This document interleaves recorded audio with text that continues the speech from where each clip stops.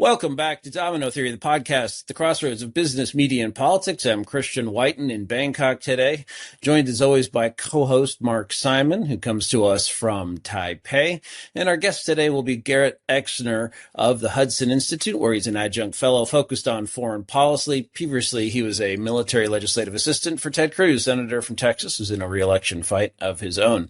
First, briefly, the lead-in. We have the presidential race. We're in the final month, coming down the home stretch. Voting has begun in some states, and early voting picks up in earnest shortly.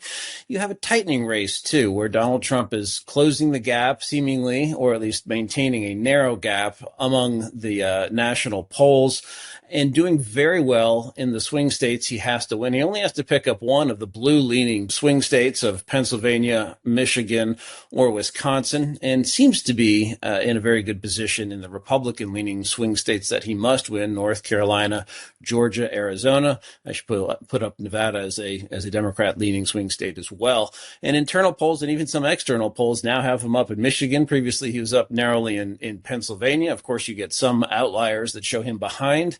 Democrats in their fever dreams think that they may win the presidency and even knock off Senator Ted Cruz of Texas, even though Cruz has been consistently ahead in literally, I believe, every single poll. The other part of the scene here is, of course, the response to the hurricanes. Democrats badly fumbled the response to the first one. I think you had Dolly Parton have to come out with $1 million of her own, saying, "These are my people. I want to help them." I don't think she was making a political point, but the implication was from that and from other actions that the Democrats don't think that these are their people, and have unlearned the lesson that George Bush learned the hard way with Katrina, that presidents have to respond and have to be seen responding to national emergencies and natural disasters. And you had the odd case where Kamala Harris supposedly tried to call the Florida governor, Ron DeSantis. Why would a vice president call a governor in a crisis? That call needs to come from the president. And eventually Joe Biden did call him, which was seen as a schism within the Democrat campaign.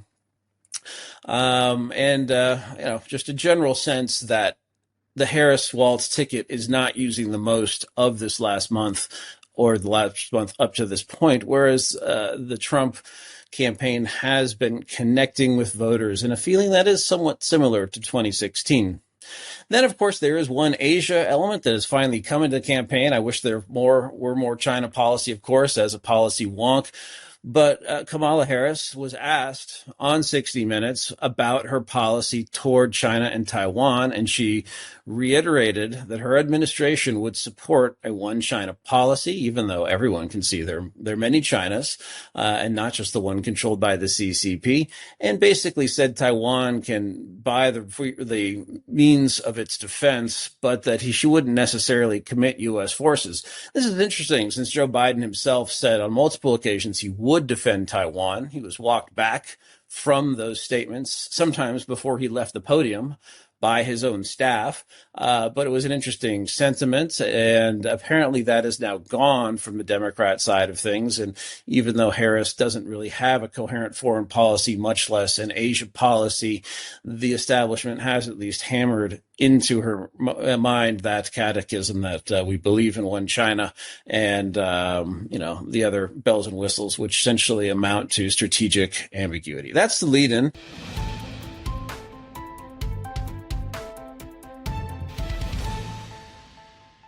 Garrett, thanks so much for joining us. Mark, do you have a question for Garrett? I have to ask one thing because, of course, I'm out here in Taiwan, more than half the year. What do you think Kamala and Trump are going to do with China? Either one. In other words, and that includes Taiwan. In other words, even in Taiwan, we sit here and what's the China policy, because that affects us. So not so much what Taiwan's about, but what do you think? Does she think about China? And what about Trump? What changes might we see from him from his first term? So a few points. Let's start with the Harris campaign and Vice President Harris and what I assume she thinks on this. She said just the other day, if you saw it, that the number one threat facing America is actually Iran, which is a break from about a decade now where there's been a broad consensus that China is our main adversary. So I don't think she's thinking about China as much as she should. She also said in a different interview, as she's been getting kind of more out there in the media the last few weeks, that she wouldn't do much different than President Biden has done on foreign policy or on any issues, which is kind of shocking when you think about the list of things that have been screwed up. Afghanistan, waiving Nord Stream 2 sanctions on Russia, delisting the Houthis, the list goes on.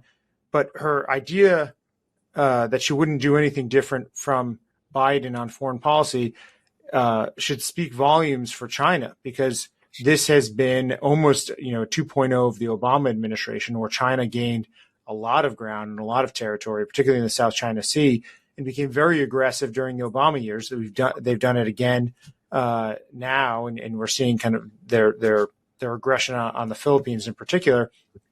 Trump is kind of a break from this in between the Biden administration and the Obama administration, where he was probably the most aggressive at pushing back on China since Ronald Reagan. I don't know if there's been another president that's been as effective at taking a strong stance on China.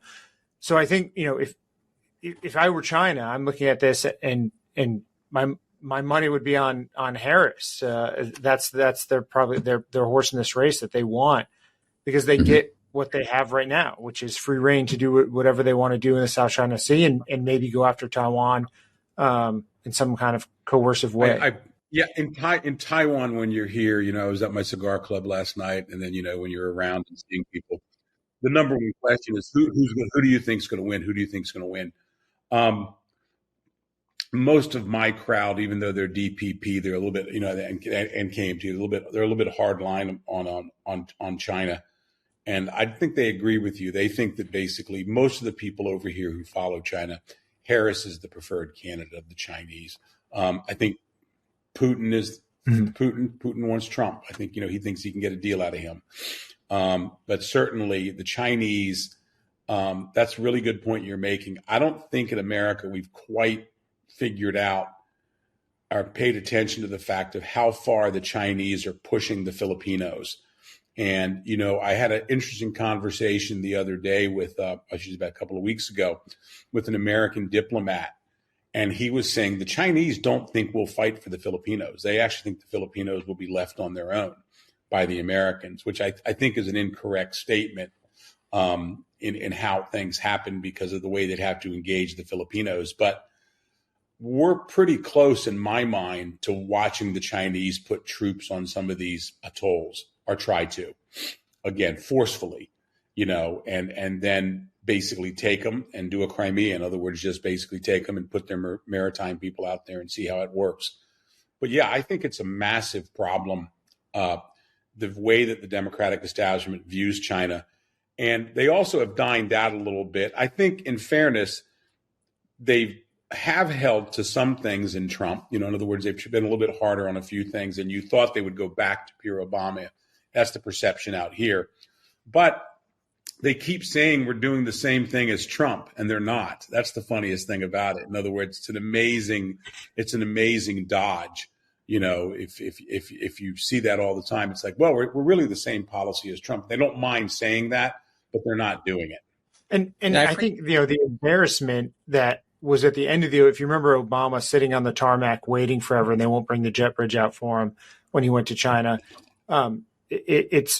There's an echo of that in this administration, where they cannot get a meeting with Xi. They can't get a meeting between Blinken and his counterpart. They keep waiting and waiting for these things, and they keep trying to offer up different deals to them. It's the complete opposite with President Trump, who he said on day one his first call would be to President Xi, because he knows that that's the largest problem in the world. It's the thing he's got to tackle first and hit it head on. And I think it's just a different dynamic between the two administrations, a different worldview. There's this crazy idea that you actually need to talk to your adversaries if you want something from them. If all you want is unconditional victory and you're willing to pay the price, then you don't have to do that. FDR didn't need to speak to Tojo or send an emissary. We're just like, the only communication we need from you is an unconditional surrender. But if we're not willing to do World War III with China or Russia, or we want to forestall whatever with China and make our resolve and situation known clearly, you have to talk. It just blows my mind. We have yet another, I don't know even what to call it. It's not really a peace offer or a agreement or a framework, whatever we're doing with Ukraine, where once again, we have seemingly both the Ukrainian leader and the Harris-Biden administration saying, no, we're not going to talk, or we can't talk, or here are a bunch of preconditions to talk. The first, all of which are unacceptable to Russians, which is fine if you're willing to do sort of indefinite war, but that's not where the public is. And I forget which Texan politician, if it was Jim Baker or Phil Gramm,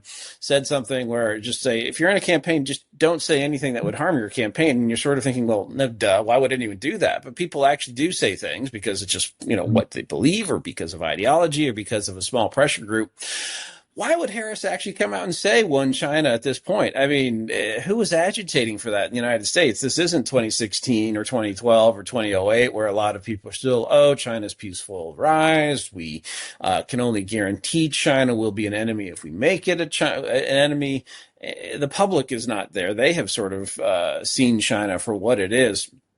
And I wonder, is it Wall Street? Is it just the elite? Is it whoever is making her talking points? Do you have a guess, Garrett, on why Harris chose this point? It is absolutely State Department talking points. It is the average staff worker at State Department who just feeds her simple talking points because that's what she's very comfortable with. She's not going to get into the details. And they say, no, we adhere to a one China policy. I forgot who's that. It might have been Whitaker. I forgot if it was 60 Minutes or what it was on the show where she's asked that. But if he had just pressed and said, and what is a one China policy to you? I don't think she has an answer. She has no concept of one China principle versus one China policy. The understanding that when we say one China policy, we're recognizing that they have a one China principle, but we're not adhering to their principle. That's our one China policy. It's not that we recognize that there's just one big China and it includes Taiwan, which I think if he pressed her on it, that's what she might actually say, or she'd give some kind of word salad answer that wouldn't make any sense. But I don't think she understands this issue deep enough to give you a full description of one China policy. And that's why she said regurgitating a talking point that was handed to her from the State Department or NSC. I love it. It was the poor national security advisor. I don't know what caused him to do this. Actually jumped into the race, not the job of the national security advisor. This is over a month ago now, but said, first of all, that she was a central person in the planning of foreign policy, which means you tagged her with Afghanistan, with the unrequited romance. You mentioned this, the summer of love. And now we've gone through another one of cabinet member after cabinet member going and essentially supplicating to China. As you point out, they beg for meetings. They get pretty lame ones. Maybe they get a pat on the head. Was it Bill Gates? Someone went, or the Apple guy, Tim Cook, who went and actually, was blessed with a meeting and a presence, an audience with Xi Jinping, but Janet from another planet, Yellen, didn't get one. It's interesting to try, and when they've sort of actually tried to construct it, and what they've come up with in China is like, well, she met Xi Jinping. It's like, okay, I guess that's better than waving to him from a bus. Was it in Alaska? They had their meeting, and Secretary Blinken basically got dressed down by the Chinese delegation. He got yelled at from across the table. I mean, these are embarrassing events that are throughout. So tying herself to the Biden foreign policy team is probably the worst thing she could do for her campaign, for any voter that cares about foreign policy. I don't know if there's an issue where she would rank higher than Trump. I think Russia's probably the one that she's closest on, but certainly not in the Middle East, and definitely not on China. Anywhere there's a kind of flare up of tensions in the world, she is definitely underwater. Particularly if she ties herself to the Biden foreign policy. I always have a theory. Whenever I watch the Biden people go out to China, and I think they haven't been. I mean, with all the other disasters, China they've been getting pushed around. But I always think of like the wealthy academic professor pulling into the garage and saying to the mechanic, I hear a little ding, and he goes, oh, okay. And it's going to be $500, you know what I'm saying? And all he did was like tighten the oil, the oil cap. And that's my image of a lot of the China elites. I'm very critical of the Brookings team. Here they had basically what I think was a spy inside there leading their Brookings team for a while. I hope I don't get sued for that. but I don't think he's going to come back from Hong Kong and sue on it. But I mean, I think it was an amazing thing, and they just seem impervious that there's an arrogance there that is phenomenal in terms of how smart we are on China. And that gets back to this whole thing where they're like, oh, we're taking the Trump policy and we're tweaking a little bit. Not really, because if you don't have Trump and you don't have, in fairness, Pence, you don't have the Trump policy. And if you don't have senators like Cruz and like Rubio and not Lindsey, but other people, if you have those people pressing and have the ear of the administration, then, you have it. I think from what I've seen all the way through, the problem is they never really understood. To me, the significant date in Obama's humiliation by the Chinese was in 2014 when Xi Jinping came to D.C. and he assured Obama they weren't doing anything in the South China Sea. And weeks later, the New York Times or somebody said, oh, by the way, here's satellite photos of them unloading weapons and weapon systems onto the islands in the South China Sea. So Xi Jinping knew that. He thought so little of you, he just lied to you on it. I don't think he'd do that to Trump. I think if he did that to Trump, that would be a very nasty meeting. And I think that's the problem. We have our China guys are still, as you said, they just can't wait to sit in one of those big chairs like this. That is their whole goal, is to get in the big chair and look like a 5-year-old. Yeah. Garrett, let me ask you one other question. And this is the thing. When we look at Taiwan, one of the questions out here is, do we think Japan will fight for Taiwan? I mean, what's the impression in Washington, D.C. about that now? Well, I think what's going on in Japan right now is pretty interesting. Just in the last few weeks, they did basically a freedom of navigation exercise through the Taiwan Strait. It's the first time that I remember. Maybe there's another time that they've done that with an actual naval warship. They're going through a snap election right now. It looks like Ishiba will be more hawkish than we were prepared for, which I think is a very good thing. He's the kind of the defense wonk over there. And I think that Japan is looking to the United States to understand where we're going to be. And the more that we encourage them, the more likely they are to stand up for Taiwan. I think Japan understands quite clear that if Taiwan goes, they're on literally and figuratively, they're on an island by themselves out there. South Korea is not going to, I don't think South Korea will stand with them because I don't think they can from a food supply standpoint. They need China unless somebody else like the United States is going to be able to provide the food supply to their people. They just don't produce enough in South Korea. So then that leaves Japan by itself without any real protection. Who else stands with them? The Philippines or Australia? I don't think that's a large enough military force to push back on China. And if Taiwan goes, then we know that Senkaku are next, and it starts encroaching further into Japanese areas, to Japanese territorial waters. So I think they want to be able to say, we're going to be here, we're tied to Taiwan. They're just looking for a little leadership and encouragement from the United States, and they've gotten none. And it kind of boggles the mind of why this administration has not been more encouraging of Japanese investment in defense going forward, or any of them, or Philippines or Australia. They're all begging for us to do something, and we're doing nothing right now. We're just kind of sitting there watching it all unfold. We're busy telling the Israelis not to bomb Iranian nuclear sites. Do something else, drop some bombs, shoot some other people, but don't do the thing that would actually help U.S. security. But anyway, that's a digression from the other part of the world. And telling the Ukrainians not to bomb Russian oil fields because it'll drive our gas prices up in the middle of an election. This is basically what we're doing. There was a time period, a very brief time period, where they were talking about the Biden foreign policy as the foreign policy of don't.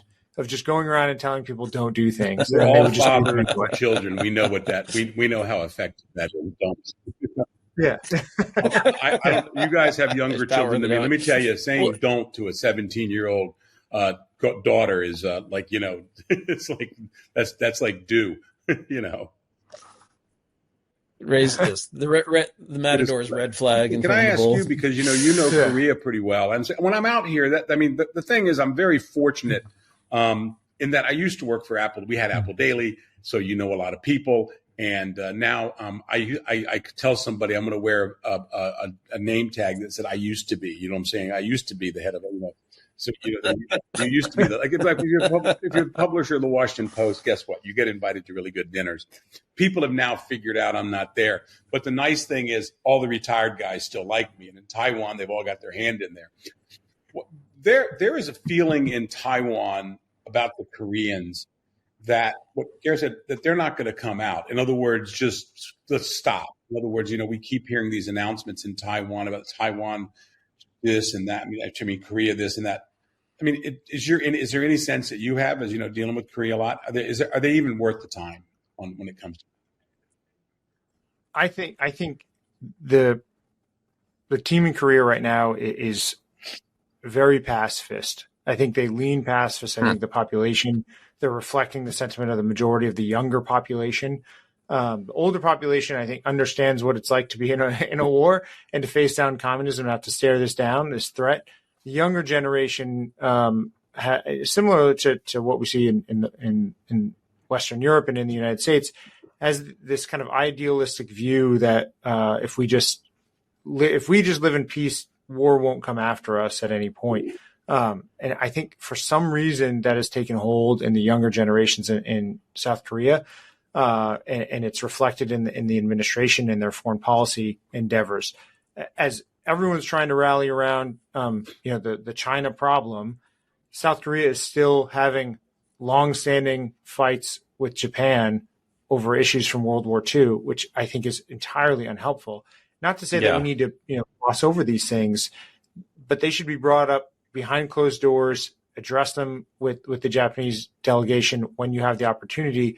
But present a united front, at least for the benefit of the world, if you're worried about China. Or we should just tell them to go to hell, honestly. I get so sick of the Koreans in this. You know how many people died in that war? 60 million, including 400,000 Americans. If you gross that up to today's population, that would be 1.2 million Americans.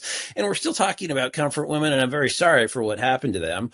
But the amount of misery and death and dying in that war, including by us, and do you see us bringing that up every time we meet with the Japanese? Or have we decided that it passes to history? And actually, the Koreans have several written agreements with the Japanese where they said all issues are settled. And I think those began in the 60s. And the fact that this is still brought up, and that this sort of touches on, just to build on what you said, Garrett, the maddening part of the Koreans, which contributes to my doubts. If there is a crisis, what do they do? What do they do? Or like, give us a call when it's over. Tell us how we're with you. But the idea that we'll be able to use our bases and forces there.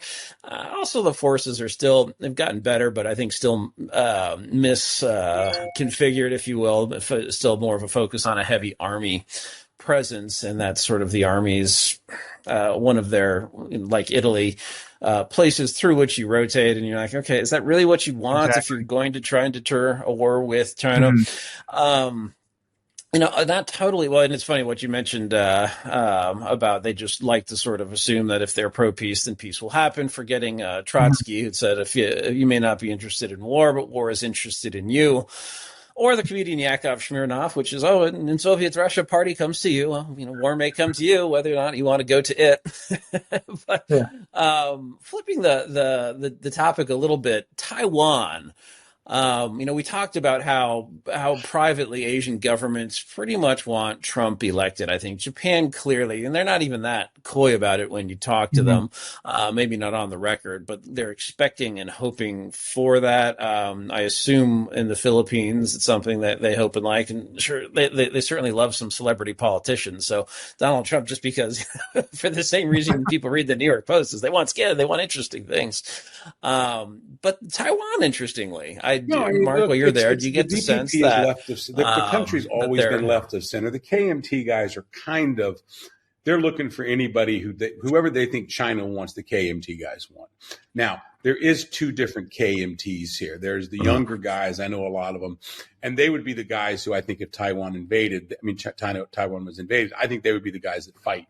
You know what I'm saying? I have a friend, he has a construction company.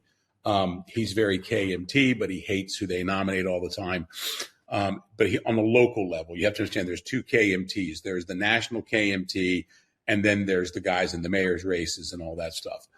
And they actually like Trump. Trump is popular with a lot of people here because he's seen as a strong leader. But this is a society that is basically left-leaning. The Arts and Crafts Club, as I call them, run the show. They hang on the words of, I'll quote Ray Burkhart, like he said, they hang on the words of every academic that comes through here. And Ray Burkhart was a conservative Republican who ran AIT for years. And he was the best thing for President Tai because he said, look, Trump's coming in. These other people are coming in. You're going to have to deal with them. And, and the problem they have is openly criticized is B. Kim and the rest of that crowd there, other than Joseph Wu. Joseph Wu is very good, I think. But institutionally, inside Taiwan, they basically lean left. And I think they don't really understand Trump, and they don't have many ties in.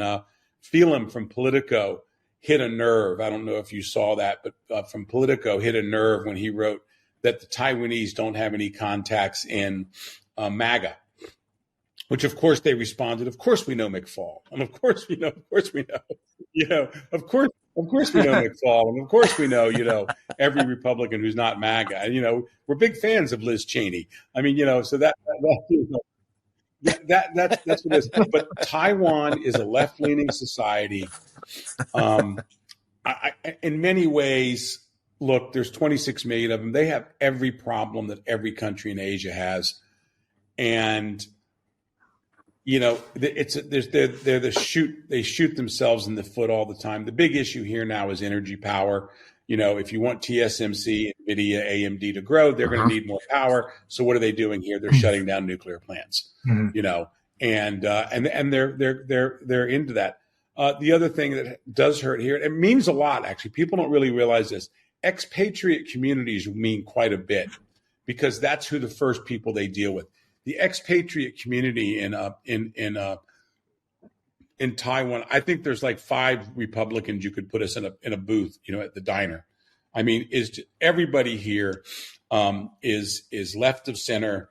It's the nature of what we get here. The guys who come through in tech companies and stuff like that, they tend to not get involved in the local scene. So when you get somebody in their ear, and it was Coetzee who told me this. She said, "Hey, I call you, Mark, because you're the only one in Taiwan when we were talking about Trump that says nice things about him." And I know, so she meets all these expats, all these journalists. Oh, he's so bad. He's so bad. It's the worst ever. And she said, we're watching him be strong to China. And, basically says that, and it has, they love the John Bolton line when Xi Jinping in Japan was giving Trump a hard time. And she said to Bolton, talked about this to us, and I think he wrote about it, where he said, why are you selling the Taiwanese so many weapons? And Trump just goes, they're very good customers. He couldn't. and right. Well, that is, sorry, go ahead, Mark. Well, I was saying that's why I forget who it was. Maybe it was your idea that instead of this sort of drip, drip, drip of Taiwan buying arms, they have to ask permission to ask permission. They can't just walk into the State Department and say, hey, here's our package of stuff we want to buy. Here's the suitcase of cash. They have to first go to AIT in Roslyn and say, we're thinking of making this. And they say, oh, well, now's not a good time to make that ask. Anyway, it's this ridiculous process. If instead they show up in South Carolina where they make the F-16s that Taiwan was finally allowed to purchase and say, this is a great start. Here's a check for $100 billion. And a long list of all the systems we want to buy. That is something Donald Trump could actually get his arms around and see benefit to. Certainly, if he was willing to host Terry Guo of Han Hai at the White House over a promise to build an Apple iPhone factory in Wisconsin that I'm pretty sure today is still dirt, or if there is a factory there, it ain't producing iPhones. Yeah. Shifting gears just a tiny bit, Garrett. So there's been so much focus, though, when is World War III coming? It'll be in the Taiwan Strait. It'll be this crisis. Who knows if it looks like Dunkirk in reverse with thousands of fishing boats invading or just, smothering the place with conventional missiles, and Taipei 101 is in rubble and all of that. But we're actually at war, and there's a low intensity conflict going on now between the Philippines, a treaty ally, and a country with which the United States has a deep, deep intertwined history as a colony from 1898 or 99 through 41, and then again, actually through 42, and then again after the war for a year or two before independence. Might that be the starting point for a conflict? I think it could be. I think it would be less likely if the chips aren't all kind of aligned prior to. I think I actually think of the Philippines as the area where there's the most growth for kind of conflict in the gray zone, conflict below the threshold of war. I think in those territorial waters, much of what we're seeing from China is their maritime militia. Well, we've funded different militias around the world in different countries to push back against our adversaries. We could easily do that in the Philippines and get them to start being a little bit more aggressive. I'm not so sure that China is ready for a full-scale war with the United States. I think they want a little bit more time, and I think that's why we see this kind of very incrementalist approach to it. And I know, relating it to World War II is people do it way too often. But even when Hitler kind of when he invades Poland and World War II starts, he's a little kind of shocked that it started that quickly. He thought he could get away with a little bit more. And I think that's where China is going to find themselves, is that you see their aggression slowly picking up over the years. Now they're straight, ramming boats in the South China Sea and moving into other people's territorial waters. At some point, they should hit a hard point where there's a significant pushback. They've had none of it. And I think the Philippines gives us the best area where we can kind of build that bulwark against their aggression right now before it causes a war. And it might delay any action on Taiwan for another decade or so, which would be wonderful because it gives us more time to give them more weapons. If we had a president that wouldn't slow roll, or a State Department that wouldn't slow roll the weapons sales to Taiwan. So I'm actually maybe in the opposite camp here, where I think we can do a lot with the Filipinos right now in pushing back against China. And I actually think on the other side of South China Sea, Vietnam is another great partner that you could use to push back, and they're probably very eager to do something against China as well. So I think there's a lot of room there in the South China Sea to make some hay while we can before China's too strong to push back on.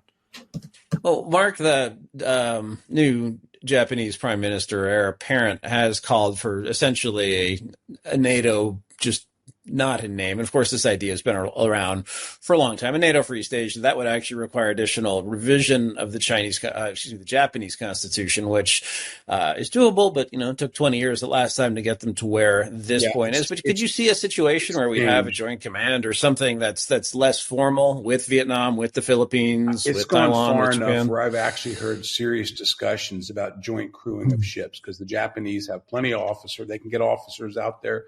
They can get in non-commissioned officers, but they need people on boats. There's a long history of Japanese officers and Filipino crews on merchant ships.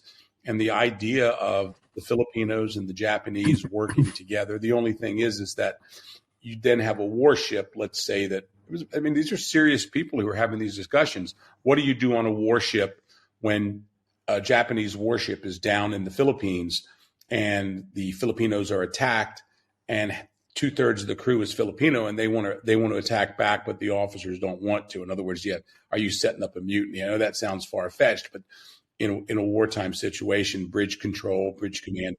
But there are some people who are very serious about this, and I think it's a great idea.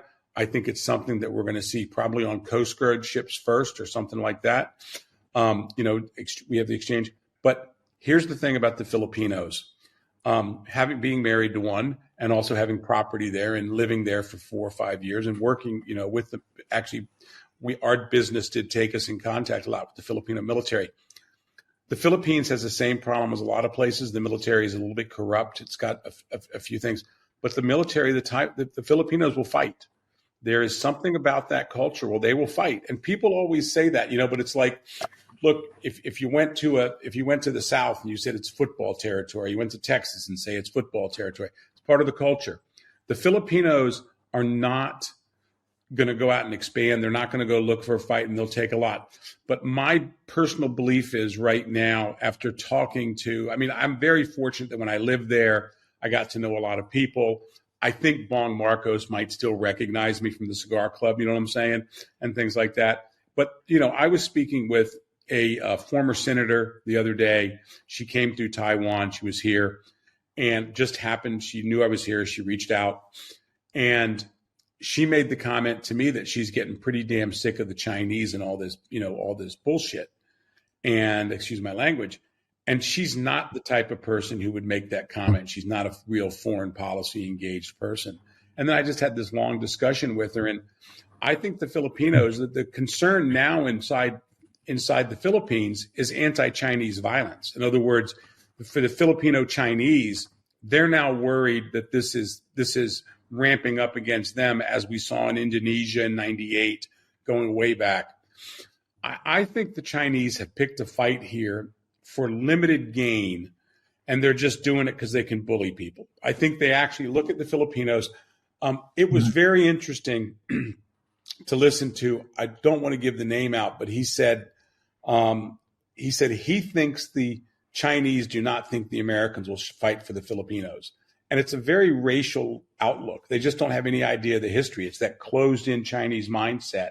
You know what I'm saying? And a lot of their push on the Chinese in the eyes of the Chinese and the Filipinos is racial. I know that sounds in the world of, foreign policy and think tanks and all that, but it is true. There's a lot of racial animosity between these two groups of people, just like there's tremendous racial animosity between the Japanese and the Chinese. But the Chinese tend to look down on the Filipinos. The Filipinos know it.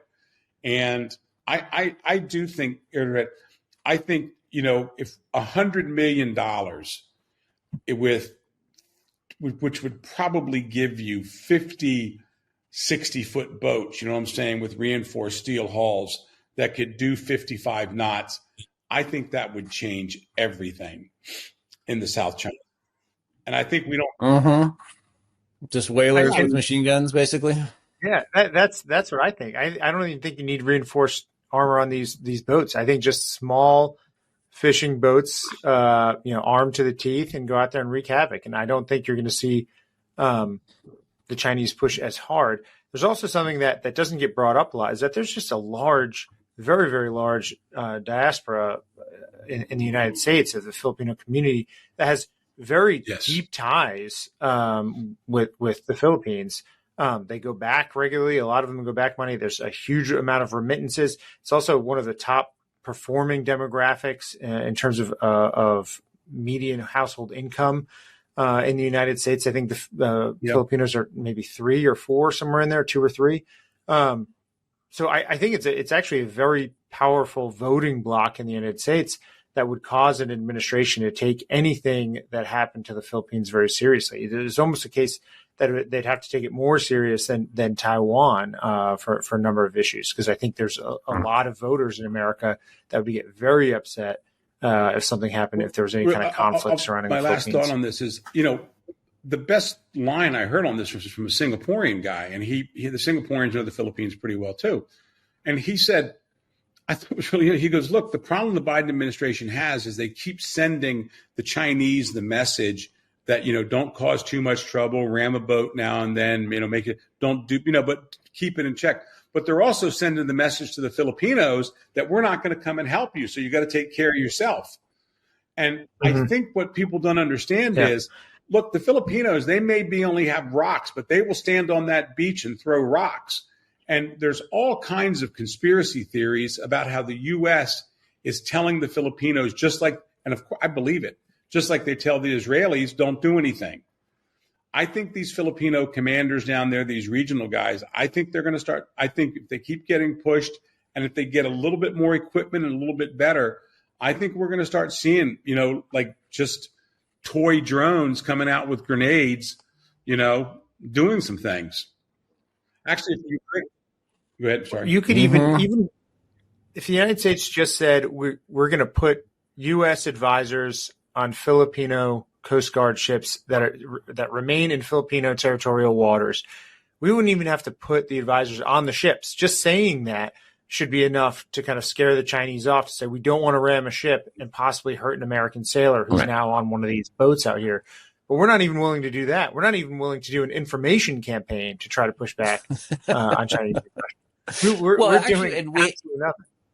Absolutely. Jerry Hendricks, the retired Navy captain, has written that we have a number of Oliver Hazard Perry class frigates that are in inactive reserve, and you could bring them back, and you don't even really need to perfect and train up the Filipinos on the anti-air systems. Really, just the gray hull with, I think it has a 76 millimeter cannon, and maybe I think you could put some harpoon tubes on there, and a ton of 50 caliber machine guns. I'm not an expert on the armament, but just something that's presence related and larger than these militia boats would and just announcing that. I mean, when you pull these things out of storage and start repainting them, the Chinese see that on satellites, that also might have a beneficial effect.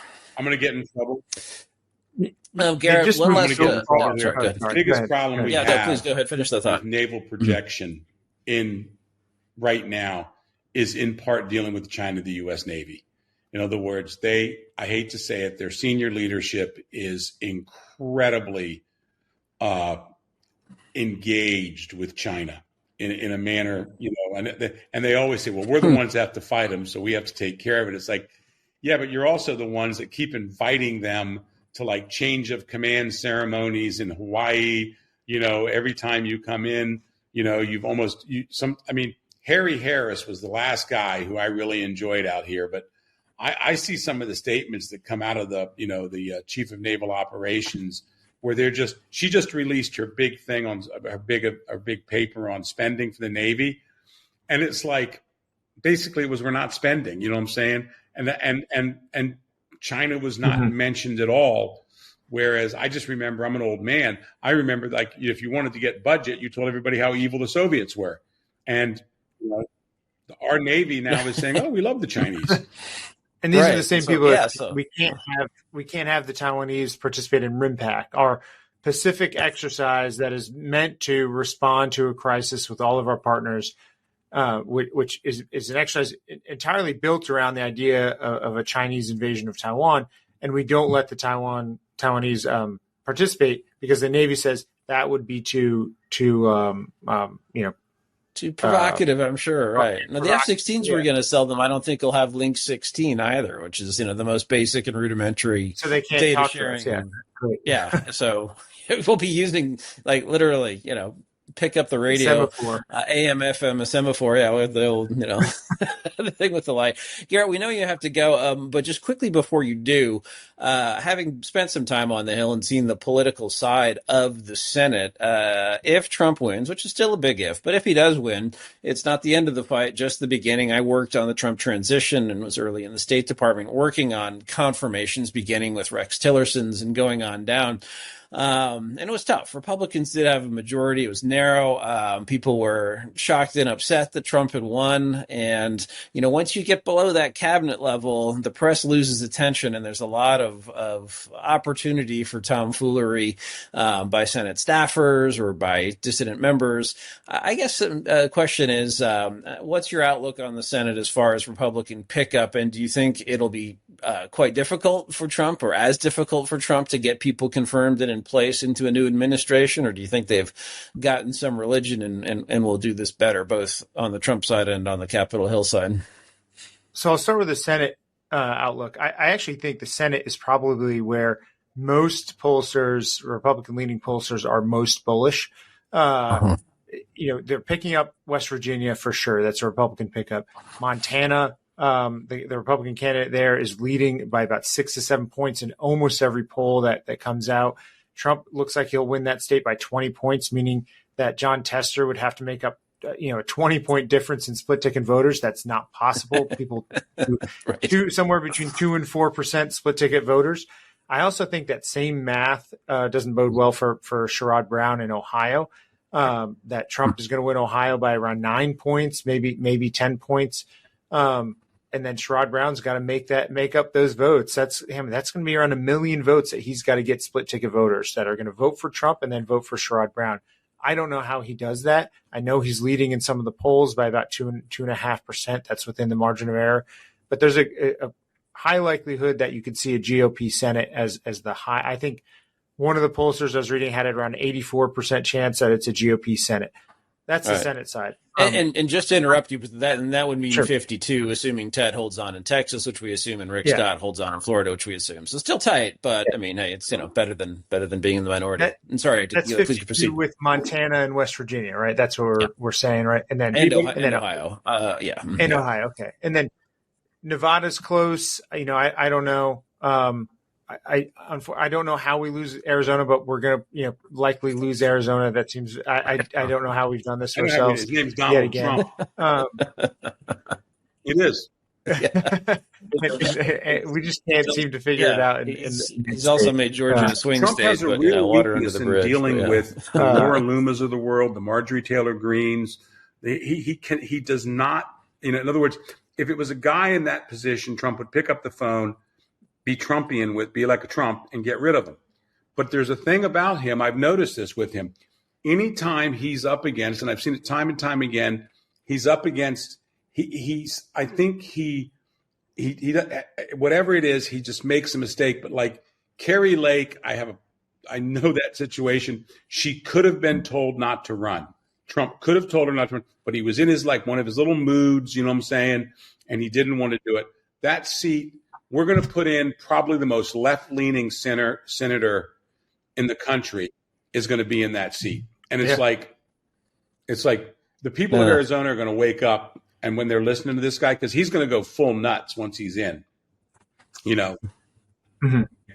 Like Georgia. Sinema won that state, I think, by the most, by around 2 or 3 points in those races as a very moderate Democrat.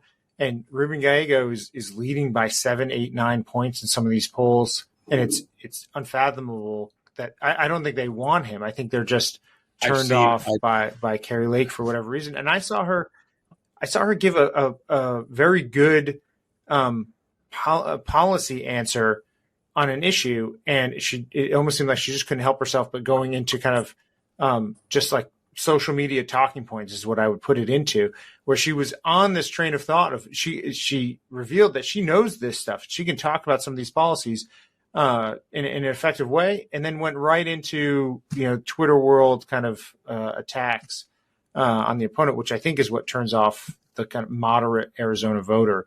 That stuff works online. It works with the base very well. It's not going to help pick up the centrist voters that are there.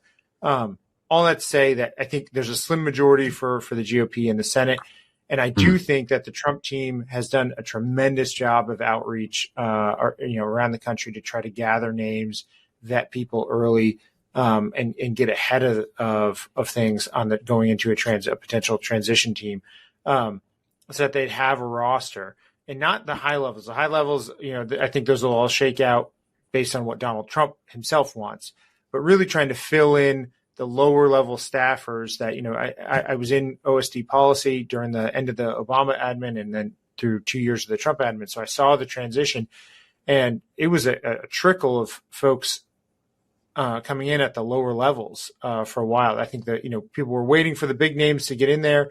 Once Mattis got in, then there was some fights over who his deputies were going to be. Christian, I'm sure you remember all this, or fights over who his under was going to be in all this. And that held up everything below. So DASDs weren't showing up for 6-7 months. We had holdovers from the last administration. We had several instances of burrowing from Obama staffers who took high-level positions and just hung out for up to 2 years, holding up Trump policies or Republican policies because they just weren't known to the administration at that point. I think it's in a better spot now because they learned some lessons from that. So I think things could move along. I really do believe, though, that the 2026 election is not a good map for the GOP. So everything that they want to get done, if there's a GOP Senate, they got to do it in that first year. Rip off the Band-Aid, get it done, yes. And also economically, anything they need to do, any cut to government spending will have an impact on GOP numerically. It may not That's affect the American middle class, but all of this stuff, cutting that $1.9 trillion annual deficit that's now built in, you want to rip off the Band-Aid, do it fast, and have a recovery started. You may still get creamed in midterms, but at least as you look ahead to 28 and naming your successor, then to be in a better position. Just like Ronald Reagan came in, and the bitter medicine came in 1981 through 82, but by 1983, the economy had turned around, and that's what set the stage for the biggest landslide since 1972. Our interest payments on our debt right now have overtaken defense spending. We're spending more on interest than we are on defense spending. So this idea that the American left has that we spend an exorbitant amount of money on defense and there's no money for anything else is just not true. We're spending an exorbitant amount of money on interest on our debt. Yeah. So we need to cut this down. And Reagan is a kind of perfect example. You can cut down the debt while funding defense at historic levels. You can do both. Right. And both things benefit Americans. Right. All right. Well, we've kept you longer than we'd said. Thanks so much, Garrett Exner of the Hudson Institute. Thank you guys really for appreciate your insight. Mark Simon from Taipei, thank you. I'm Christian White from Bangkok. Join us again soon for another episode of Domino Theory.